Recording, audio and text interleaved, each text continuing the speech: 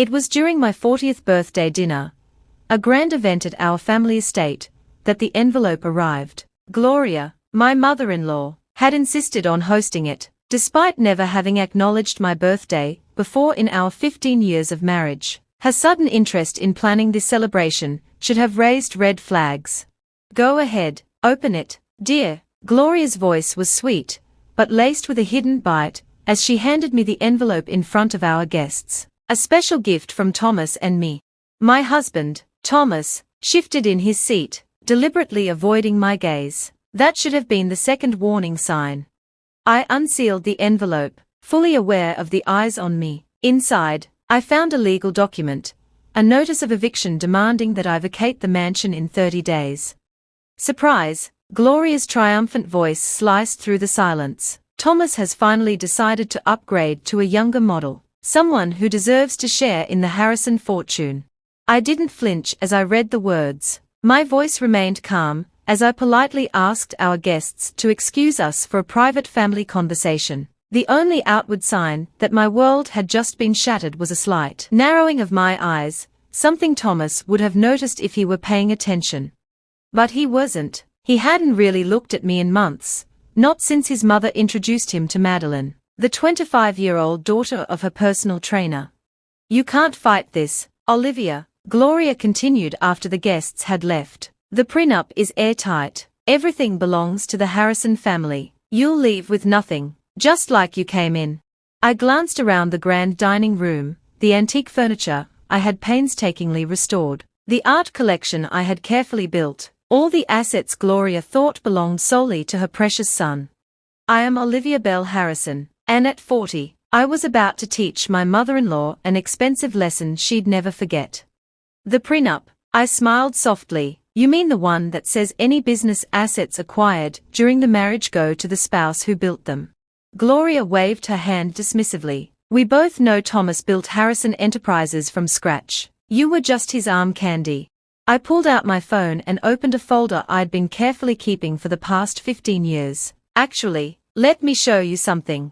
Thomas finally met my gaze, panic creeping across his face. He knew what was coming. He had counted on me staying silent, on my desire to protect his reputation. That was his mistake. Here's the incorporation paperwork for Harrison Enterprises, I said, pulling up the documents on my tablet. Notice whose signature is on the founder's line. Mine. The original business plan. That's also mine. The seed money. I gave Gloria a pointed look. $3 million from my family's investment firm. Gloria's face turned crimson. Thomas said he built it all. Thomas said a lot of things, I replied. Did he ever tell you that when you introduced us, he was just months away from bankruptcy, that his successful real estate business didn't have a single profitable property? That's a lie, Gloria objected. Thomas is brilliant with business. I pulled up more documents. Here are the bankruptcy filings Thomas was preparing before we met. And here's the business license showing that I was already an established investment banker. Want to see the records where I turned his failing company into a thriving one? Thomas stood up suddenly, his face draining of color. Olivia, stop.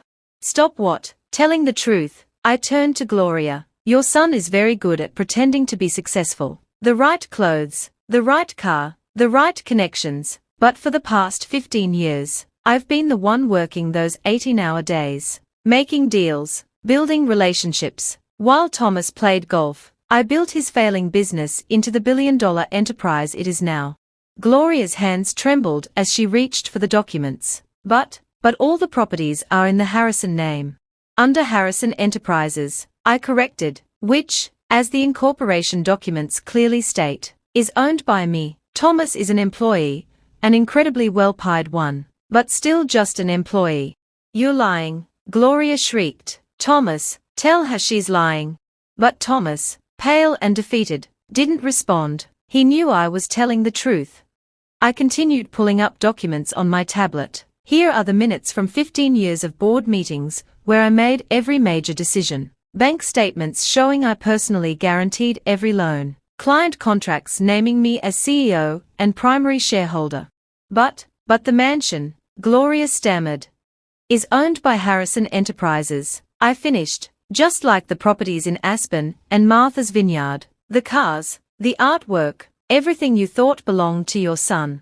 My phone buzzed, and I saw the confirmation message from my lawyer. The divorce papers had been filed, along with an emergency motion to remove Thomas from all company positions.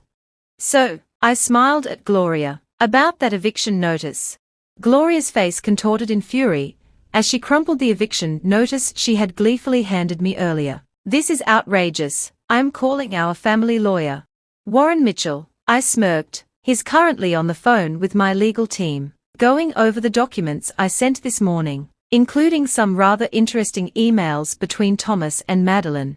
Thomas' head shot up. You knew about the affair, the plans to push me out, the secret account you thought I didn't know about. I pulled up more documents. You really should have paid more attention during the technology security briefings I set up for the company. Every email sent through Harrison Enterprises servers is archived, including those lovely exchanges where you and Madeline planned how to spend my company's money after I was gone. Gloria lunged for my tablet, but I effortlessly moved it out of her reach. Careful, destroying evidence is a serious offense. Just ask Thomas. He's about to face some very serious legal challenges.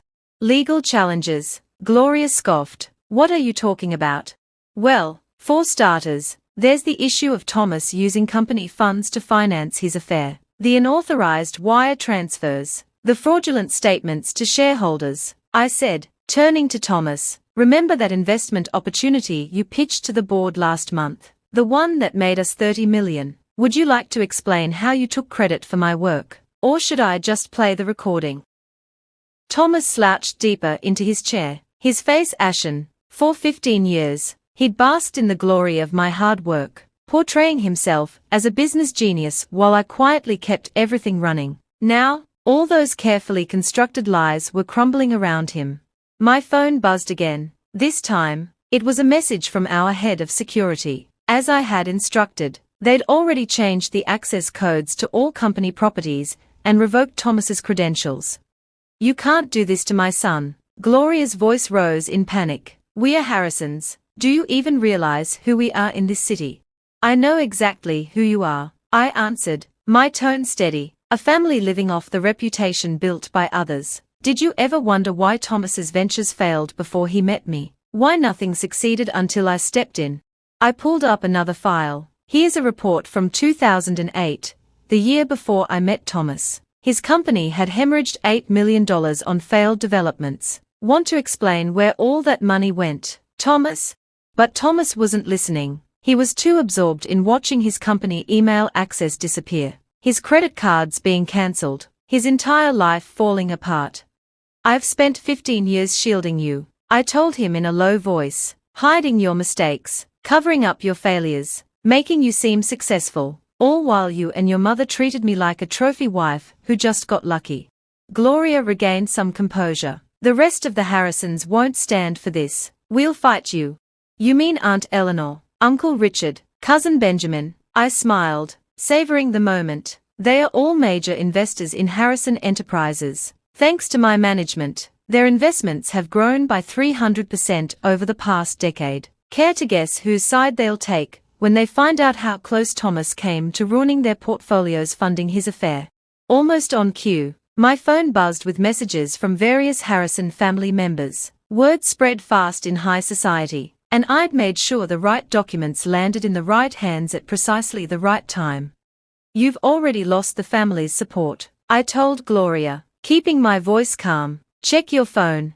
Her face drained of color as she scrolled through her messages. The Harrison family matriarchs and patriarchs were none too pleased to learn how close they had come to losing everything due to Thomas's reckless actions. As for the mansion, I added, I think I'll hold onto it, but don't worry about the eviction notice. I've already secured a charming apartment for Thomas. 1 bedroom, very cozy, the same building where he set up with Madeline, by the way, though she might not be around much longer, now that his credit cards have been cancelled. Thomas's phone buzzed, and from the look on his face, I knew it was Madeline, likely wondering why their getaway plans had just been derailed. You can't just take everything, Gloria whispered, her previous bravado collapsing.